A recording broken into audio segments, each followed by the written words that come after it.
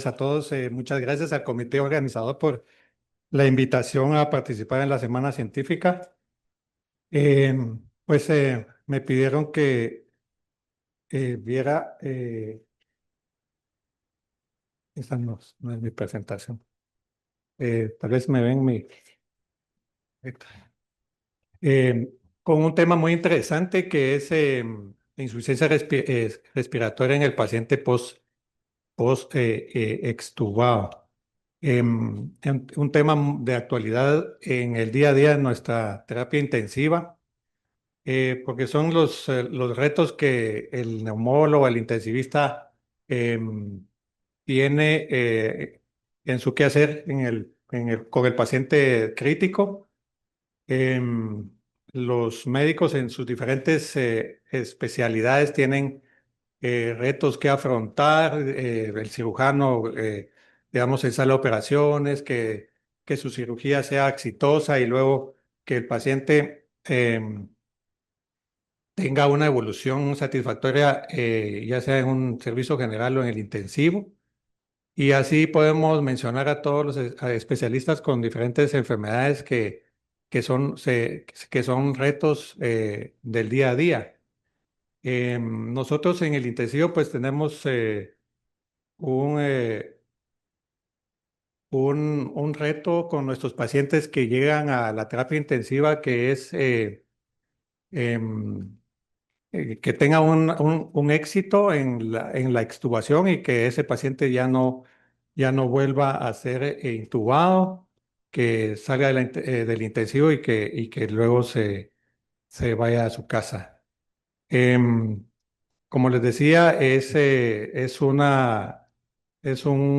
quehacer diario con nuestros pacientes que requiere la ayuda de de un grupo multidisciplinario porque tanto las enfermeras de terapia intensiva que tienen una expertise muy grande, nuestro servicio de terapia intensiva, de terapia respiratoria que realmente son nuestra mano derecha en cuanto al manejo de nuestros pacientes, em, la identificación de complicaciones en nuestros pacientes y la ayuda de otros especialistas pues va a redundar en que el paciente tenga éxito en el desenlace de la ventilación mecánica.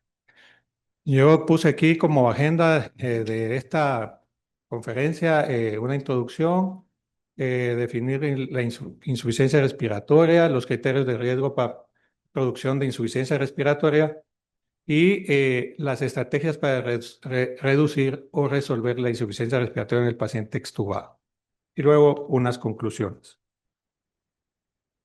Como decía, esto se puede extrapolar a otras especialidades, pero pues en lo que nos ocupa, todos los médicos tenemos situaciones críticas y dilemas éticos en el manejo de nuestros pacientes, con alta carga de trabajo y muchas veces agotamiento, con algunas también em, problemas relacionados con nuestro entorno fuera del hospital por nuestros pacientes, el manejo de emergencias y la presión por resultados. En este contexto, pues queremos mencionar que, la siguiente,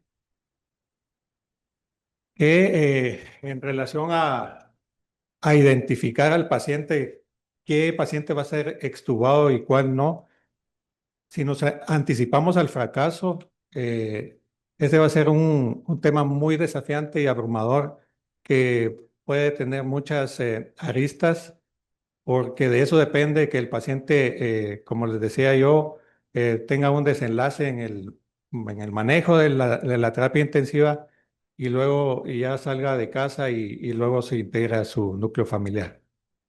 ¿Y por qué digo esto? Porque identificar al paciente nos va a conllevar a que tengamos un éxito en la extubación. Si eso no sucede, pues sabemos que el fracaso de la extubación pues tiene una mortalidad muy alta del 25 al 50%. Em, ¿Cómo definimos insuficiencia respiratoria? Es el fracaso del sistema respiratorio para realizar en forma correcta el intercambio de gases entre el aire inspirado y la sangre venosa. Se va a producir una reducción de valores en sangre arterial de presión parcial de oxígeno inferior a 60% en milímetros de mercurio, perdón, y que además se puede acompañar de un aumento de la presión de CO2 mayor a 50 milímetros de mercurio.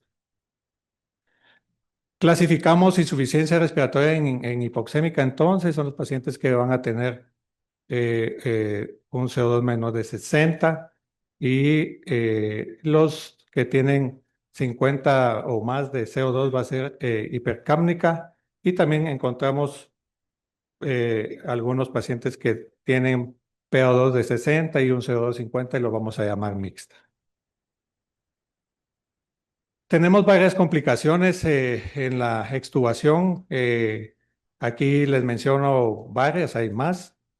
Em, Además de la insuficiencia respiratoria, que es el tema que nos ocupa, puede el paciente en ese momento que se está considerando hacer la extubación, que el paciente pueda broncoaspirar o que tenga una hipoxemia refractaria, que tenga dificultad respiratoria, que el paciente tenga también broncoespasmo, laringoespasmo por el tubo que ha estado en varios días en la tráquea, que el paciente pueda tener retención de secreciones, alteraciones hemodinámicas y también muchos pacientes tienen crisis de ansiedad.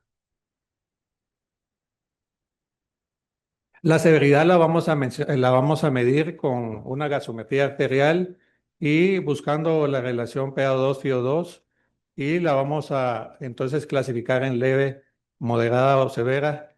Y aquí están los valores de una leve de 200 a 300 de PAFI, una moderada de 101 a 200 y una severa igual a 100 o menos. ¿Cuáles van a ser los predictores de insuficiencia respiratoria en parámetros fisiológicos? Tenemos al paciente en una unidad de cuidados intensivos donde va a estar estrechamente vigilado. En ese paciente podemos evaluar visualmente el aumento de la frecuencia respiratoria que se menciona, que predictor de que la cosa no va caminando bien, mayor de 30 por minutos, una reducción de la saturación de oxígeno, una reducción de la presión parcial de oxígeno o también aumento de la PaCO2 en una gasometría arterial y también la medición de pH que se menciona menor de 730, ya estamos frente a que ese paciente podría necesitar otras intervenciones. También algunos otros parámetros se mencionan como la reducción de la ventilación minuto, una reducción en la relación PaO2-FiO2, que es indicador temprano de deterioro de problemas de oxigenación en nuestro paciente, aumento del trabajo respiratorio y también uso de músculos de la respiración. Aquí pues ya nos colaboran mucho nuestras terapistas en predecir si vamos a tener éxito o fracaso. Hay que dejarse llevar muchas veces pues oír lo que nuestras terapistas nos mencionan cuando les pedimos que nos midan algunos parámetros de nuestro paciente que ya está próximo a ser destetado. Mencionamos de nuevo, regresar. Mencionamos de nuevo la PaO2-FiO2 menor de 150, predictor de fracaso. Si el paciente necesita más del 50% de oxígeno, si en la ventilación mecánica nosotros lo tenemos todavía con un PIB alto de 10 o más, que tenga volumen minuto de 15 litros por minuto o más, que midamos el índice de respiración respiratoria superficial o índice de TOI más de 105, o que nosotros le hagamos una prueba de respiración espontánea y que no la pase, que el paciente se agite, se torne taquicárdico, hipoxémico, y lo que se menciona por lo menos 30 minutos o más. Que ese paciente tenga secreciones excesivas, pegajosas, muy eh, abundantes, que el paciente tenga complicaciones cardiovasculares. Aquí se menciona que el paciente en este periodo tenga arritmias, que tenga alteraciones de la presión, que sea hipertensión, y también que se torne hipotenso, y que hayan nuevos infiltrados en la radiografía de tórax. Como sabemos, como protocolo en nuestros pacientes del intensivo, está ventilado todos los días, hacemos controles de radiología eh, para ver las catéteres, todo lo que está, le tenemos a nuestro paciente, dónde está el tubo, dónde está nuestro catéter central, pero también para ver si ese paciente tiene atelectasias, si tiene derrame pleural, si de un día para otro tenemos nuevos infiltrados. Pues también en este periodo se menciona que los pacientes puedan, ya fuera del ventilador y ya sin la presión positiva, desarrollar algunas atelectasias que puedan disminuir la oxigenación y aumentar el trabajo respiratorio. Entonces, eso es importante tenerlo. También se mencionan las comorbilidades. Las comorbilidades son muy importantes en los pacientes y también de la mano, aunque no lo menciono aquí, también la edad del paciente. Nuestros pacientes que llegan a la terapia intensiva solamente son de tercera edad y por lo tanto padecen de otras enfermedades crónicas degenerativas como presión arterial, arritmias, insuficiencia cardíaca, diabéticos, pocosos, asmáticos, etcétera.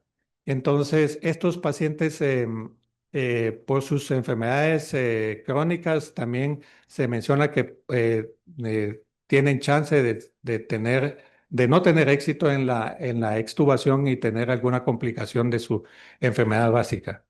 Así que es importante en estos pacientes tener estudios de otras áreas de- de la economía, con tener, si es un paciente con problemas cardiovasculares, tener un ecocardiograma de control, tener un monitoreo estrecho en el intensivo para ver si no hay arritmias, bloqueos o también el control de algunos parámetros que nos indican si hay un proceso infeccioso activo o si un nuevo proceso en desarrollo. Todo eso va a ser importante para la toma de decisiones.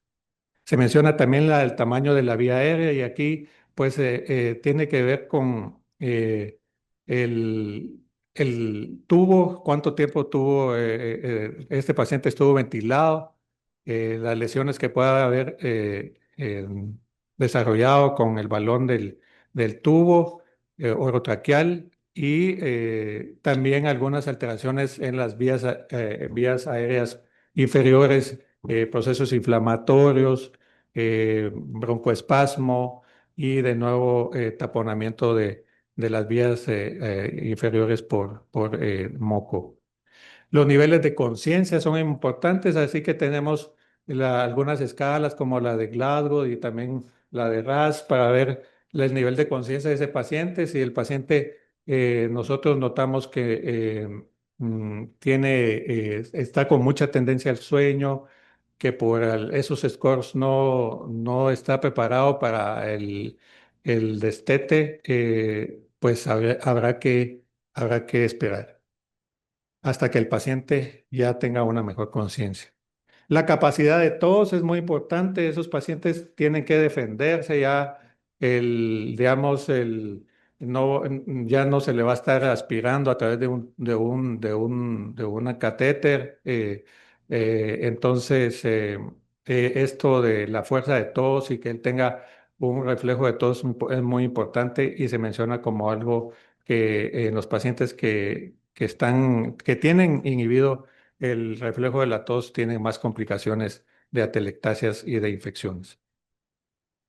Mencionábamos parámetros fisiológicos, más adelante vamos a también a mencionar algunos más que también nos indican si ese paciente va a tener insuficiencia respiratoria después de la intubación. Ya mencionábamos frecuencia respiratoria, presión, la oxigenación, etcétera. Y la duración de la ventilación mecánica es muy importante. Eh, Tenemos más problemas en los pacientes que son ventilados por más de una semana, así menciona la literatura, y menos complicaciones en los pacientes que han estado ventilados de un periodo corto. Mencionar, creo que tal vez el doctor Adilsa tocó el tema, pero también los trastornos del diafragma, que dicho sea de paso, de repente no nos recordamos del mayor músculo de la respiración, pero es muy importante saber si el diafragma tiene una función normal o que si es capaz de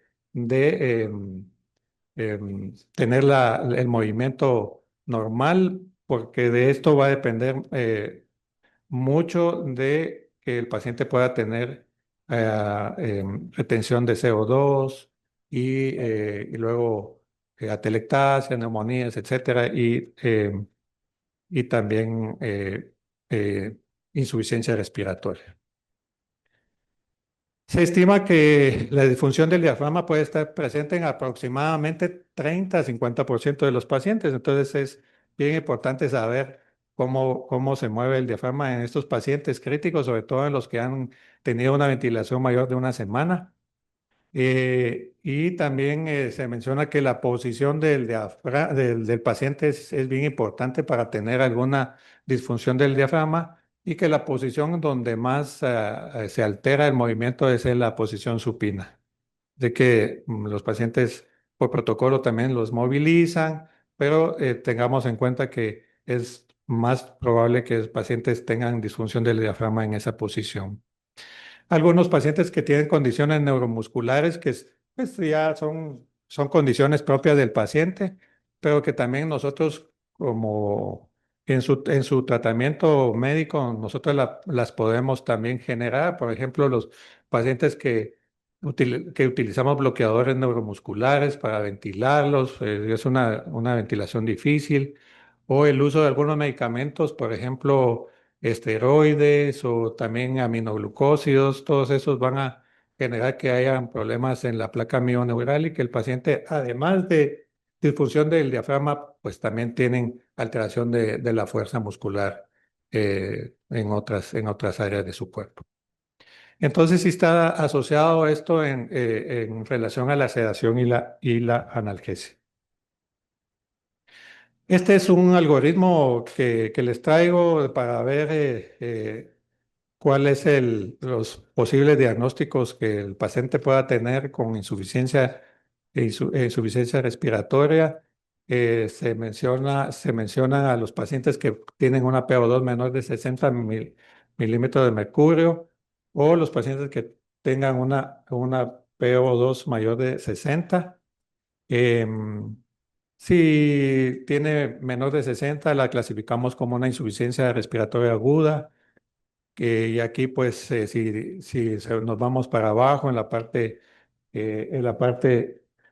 izquierda de ustedes, em, una CO2 normal o baja, pues nos ayuda una placa de tórax. Si tiene una PaCO2 alta y tiene una diferencia alveolo arterial anormal, ya uno va a pensar y una placa de tórax con algunas opacidades, vamos a pensar ya en algunas otras complicaciones, por ejemplo, edema agudo del pulmón, SIRA, bronconeumonía, inhalación de tóxicos, y con una radiografía de tórax y PaCO2 normal, pues, y pulmones claros en la placa, broncoespasmo, poco agudizado, tromboembolismo, entre otras. Sí, regresarlo, si la diferencia alveolo arterial es normal, pues hay que pensar en depresión del centro de la respiración o enfermedades neuromusculares. Cuando las placas de tórax tienen opacidades localizadas, pues obviamente ya hacemos el diagnóstico de neumonía, telectasias, algún infarto, si es alguna lesión en cuña, aspiraciones, etcétera. O afección extrapulmonar, los pacientes pueden tener derrame pleural, tórax batiente, en algunos de trauma, ruptura del diafragma, hemorragias, etcétera. La siguiente. En este artículo, la siguiente, mencionan que los pacientes desarrollaron insuficiencia respiratoria y extubación fallida en 340 pacientes, que era la muestra, 168 extubaciones planificadas, 26 de ellos, que era el 15%, fueron fallidas y 27% fue por neumonía. 13 de ellos, el 50%, murieron por reintubación. Y las variables que ellos encontraron que se compartían en este estudio era que los pacientes tenían más de 65 años, que tenían enfermedad cardíaca y enfermedad pulmonar crónica. Este otro estudio, pasemos. Es factores de riesgo y resultados de la insuficiencia de las vías respiratorias frente a la insuficiencia no respiratoria en la unidad de cuidados intensivos. Aquí se hizo una comparación entre pacientes que tenían alguna afectación de las vías respiratorias y otros que no la tenían, y los compararon. Es un estudio que se realizó de 2003 a 2015.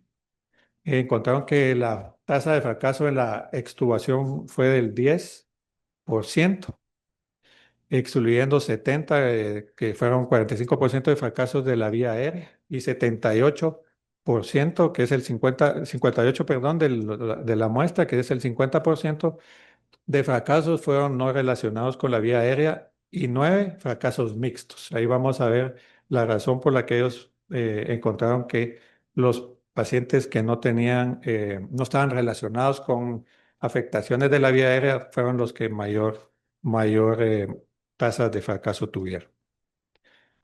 Ellos encontraron algunas variables que midieron, que se compartían, que era intubación por coma o insuficiencia respiratoria aguda, o los pacientes que tenían ausencia en el reflejo de la tos, y sexo femenino. No encontré realmente por qué el sexo femenino en ese estudio tenía más tasas de fallar en la extubación.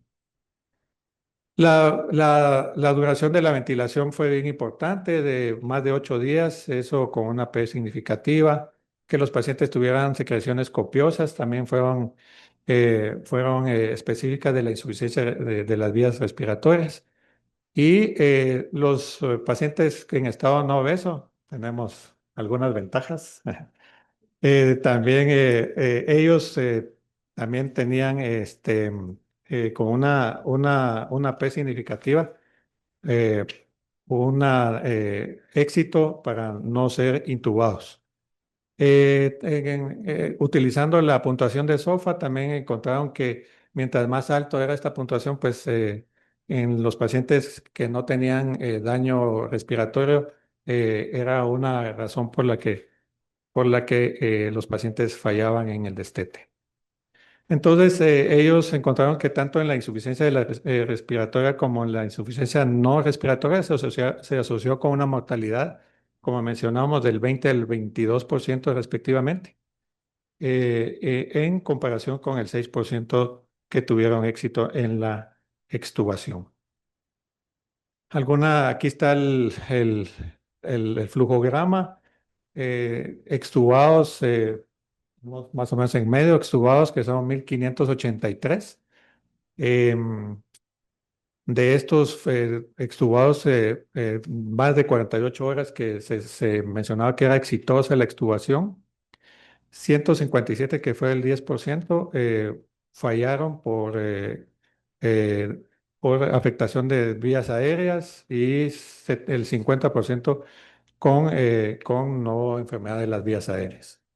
Cuando se hace una comparación de variables, pues cuando tenemos 1 o 0 es que no se presenta la ocurrencia, y aquí vemos que los que no tenían problema en las vías aéreas, la ocurrencia fue más frecuente cuando tenían un SOFA mayor de 8, cuando había ausencia de la tos. Luego, en las secreciones copiosas fueron los que tenían enfermedades de la vía aérea, intubación aguda por fallo respiratorio también, e intubación por coma. La siguiente. Ellos mencionan que los pacientes que requieren reintubación después de una extubación fallida tienen un mal pronóstico con una mortalidad hospitalaria del 30 al 40%. Aunque la razón sigue siendo desconocida. Menciona también que para examinar el impacto de la etiología del fracaso de la extubación y el tiempo hasta la reintubación en el resultado hospitalario, realizaron un análisis post-hoc de los datos recopilados prospectivamente en 74 pacientes de la UCI. 47 fueron hombres y 27 fueron mujeres de 64 años, más o menos dos de edad, que requirieron reintubación dentro de las 72 posteriores a la extubación.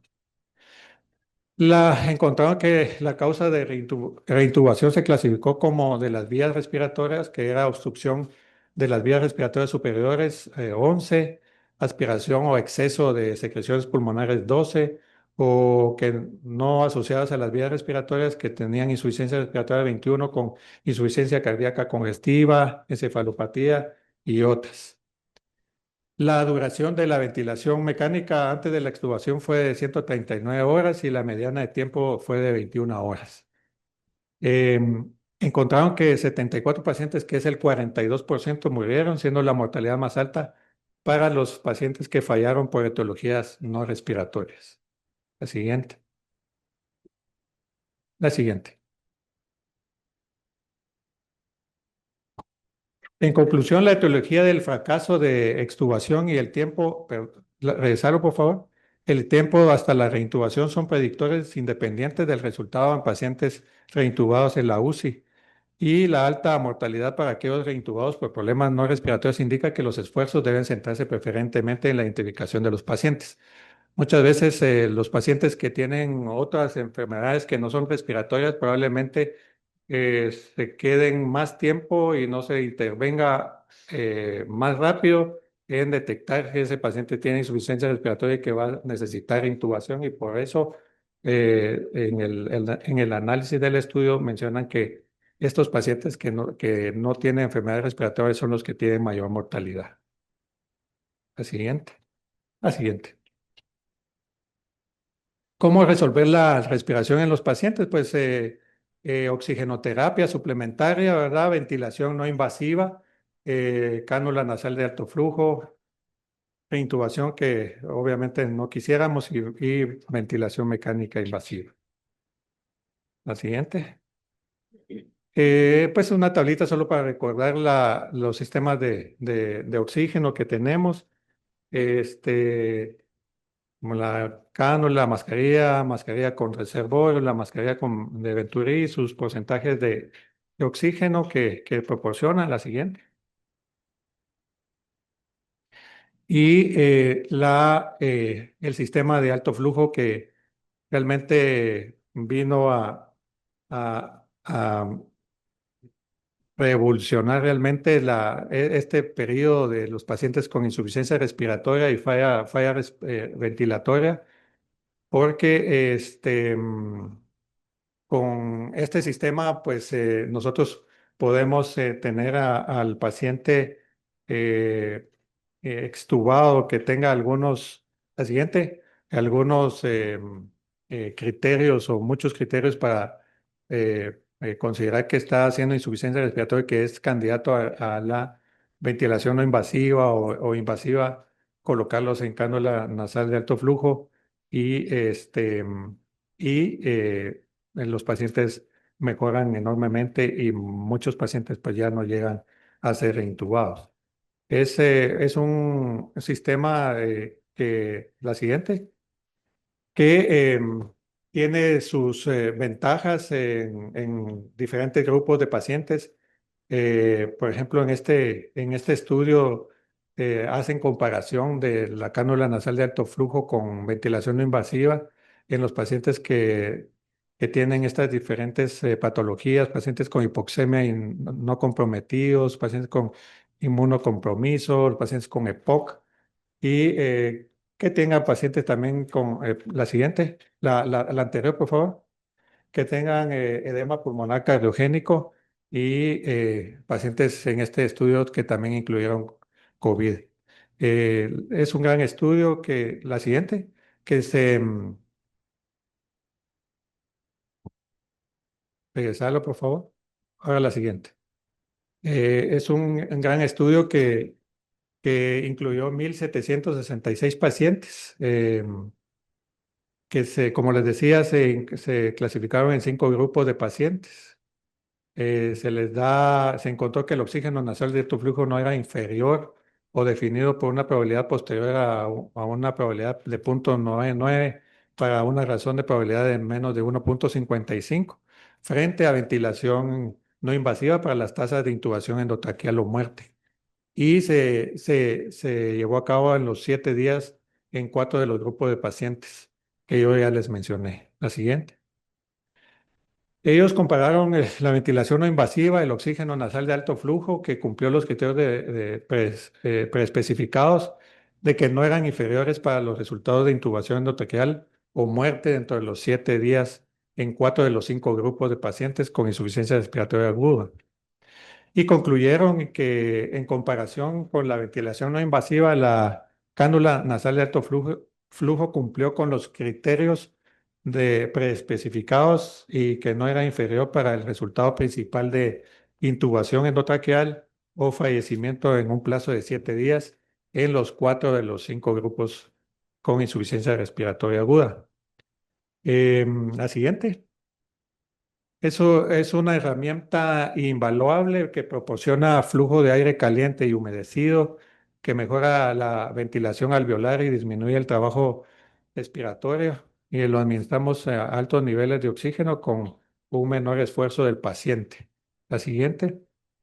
Evita las reintubaciones al proporcionar soporte respiratorio eficaz en el periodo crítico de la extubación.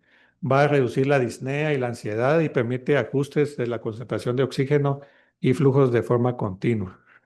También el paciente, vamos a ver que mejora el trabajo respiratorio y que reduce los efectos de hipoxemia en múltiples órganos. La siguiente. Una palabra para la cánulas, las interfaces asimétricas que si ya el sistema de alto flujo había revolucionado la, digamos, darle oxígeno, proveerle oxígeno a un paciente con insuficiencia respiratoria por algunas otras causas respiratorias y a veces no respiratorias. em, Teníamos como una tarea pendiente en los pacientes que tienen, por ejemplo, enfermedad pulmonar obstructiva crónica o que son retenedores de CO2, que en estos pacientes solo eh, em, teníamos ventilación mecánica no invasiva para manejo de la insuficiencia respiratoria y el manejo del CO2. Pues esto va a ser una nueva opción de tener una interfase asimétrica. La siguiente, que es en comparación con las otras, que es una interfaz simétrica más grande, que aumenta la presión en la nariz y que reduce la eliminación del espacio muerto, que así es como funciona. Eh, la interfaz simétrica más pequeña que reduce la presión de la nariz y elimina el espacio muerto y la otra que es la asimétrica que aumenta la presión del área nasal y aumenta la eliminación del espacio muerto, así que se cumplen las dos variables que se necesitan. Va a generar PIB a 60 litros, llegamos a tener un PIB de 6 y además de eso se van a cumplir las metas de oxigenación y de lavado de CO2. Y luego, la siguiente, sal.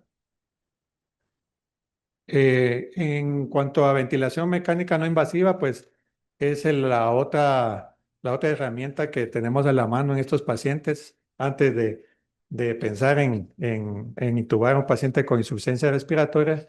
Es ampliamente utilizada en la insuficiencia respiratoria aguda y crónica. En el hospital es pilar, evita el desarrollo de insuficiencia respiratoria aguda y acidosis, reduce la necesidad de intubación, reduce las complicaciones intrahospitalarias y obviamente reduce los costes económicos, pues porque vamos a tener que ese paciente ya lo más probable es que no sea intubado y sea dado de alta del intensivo y pasar a otro servicio. Y puede utilizarse también en algunos pacientes. Sabemos que en casa con personal calificado tienen también sistemas de ventilación no invasiva en casa y que eso evita que el paciente regrese a la emergencia y que tengamos ingresos al hospital. La siguiente. En este estudio, pues, se incluyeron una revisión de 17 ensayos controlados aleatorios en 1.264 participantes. Em, Ellos tuvieron una edad promedio de 68 años y la mayoría eran hombres en este estudio. La siguiente. Encontraron que la ventilación no invasiva disminuyó el riesgo de mortalidad en 46, con un cociente de riesgos significativo y con intervalos de confianza también. Fueron dos estudios, el número necesario para un resultado beneficioso adicional. La siguiente. Y las conclusiones de estos autores, pues dicen que los datos de los ensayos controlados aleatorios de buena calidad muestran que la ventilación no invasiva es beneficiosa como intervención primaria, eh, junto con la atención habitual. O sea, eso significa que tener un tratamiento médico óptimo más la ventilación no invasiva va a reducir la probabilidad de mortalidad de intubación endotraqueal en pacientes ingresados con insuficiencia respiratoria, en este caso. La siguiente. En conclusión, eh, candidato a extubación con manejo multidisciplinario es lo ideal. Eh,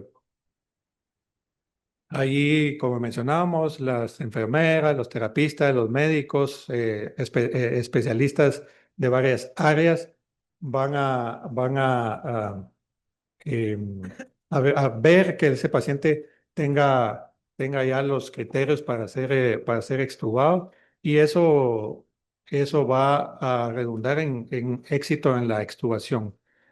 También es detectar los factores de la vía aérea y no de la vía aérea. Ya mencionamos que no perder de vista las patologías que no son de la vía aérea, porque al parecer son las que atrasan más el momento de las intervenciones y que por lo tanto se asocian con mayor mortalidad por la intubación tardía de estos pacientes.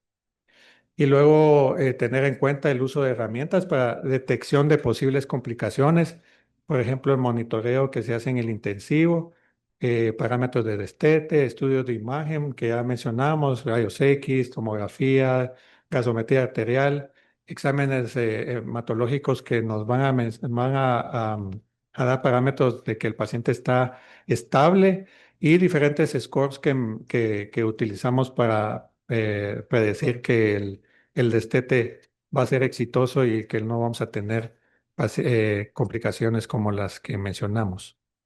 Si el paciente está listo, se extuba. No, eso ya es así como un, eh, ya es una conclusión porque muchas veces nos apresuramos porque es cierto, o sea, son hospitales privados, por ejemplo, como el nuestro, y pues quisiéramos nosotros que ese paciente muchas veces saliera más rápido del área intensiva o si no, de todos modos, si es un paciente seguro, etcétera, uno siempre quisiera que saliera lo más rápido posible del intensivo. Se dice que el destete empieza desde que lo intubamos, ¿verdad? Ese ya también nosotros lo sabemos, ya empezamos a bajar oxígeno, etcétera, pero no por correr vamos a llegar más temprano. Yo creo que si el paciente no está listo, no se extuba, hay que esperar. Ya sabemos que la mortalidad de una reintubación es muy alta, de 20 a 50%, lo que vimos. Y bueno, que tenemos ahora unos pilares muy a nuestro alcance, que es el sistema de alto flujo y la ventilación no invasiva, que, eh, que resuelven la insuficiencia respiratoria muchas veces y que con estos tratamientos, pues vamos a evitar que el paciente sea nuevamente intubado. Muchas gracias.